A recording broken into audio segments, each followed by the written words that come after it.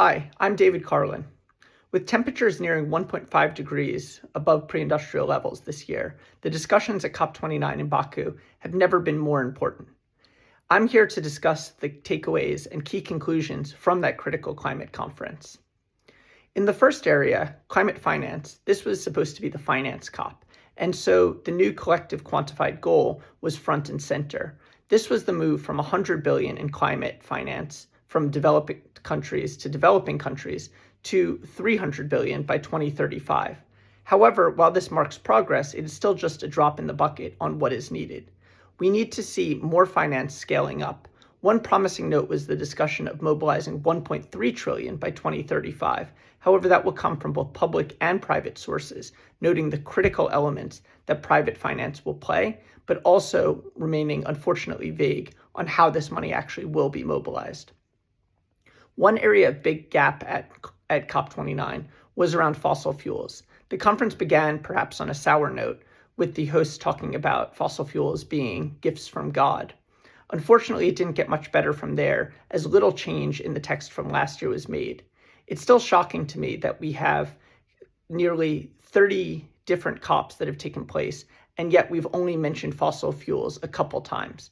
Here, what we're still talking about is plans to phase down fossil fuels, phase out coal. We need to see more assertive language and more strong commitments if we're actually going to turn the tide on emissions.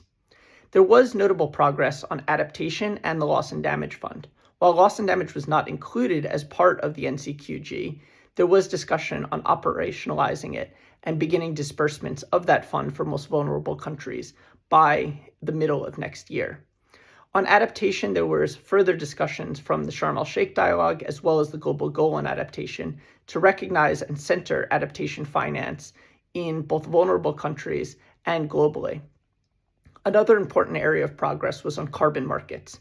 Article 6 of the Paris Agreement speaks about carbon markets, and this year in Baku, further details and guidance were hashed out around reporting, as well as country-to-country trading, Article 6.2, and the development of high-integrity, credible, and resilient carbon markets, Article 6.4.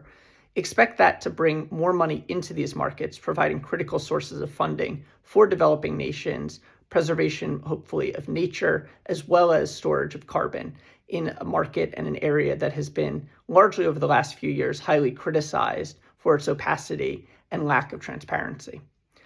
On that transparency side, this COP was also another win for transparency.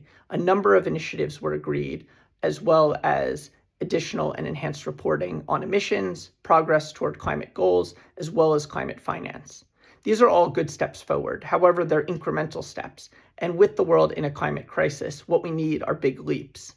The critical discussions over the next few months will be around the nationally determined contributions, those updated plans to reduce emissions by each country.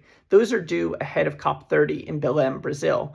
And so we're going to see over the next few months how the discussions in Baku actually play out in the texts of many of the NDCs that have not yet been submitted.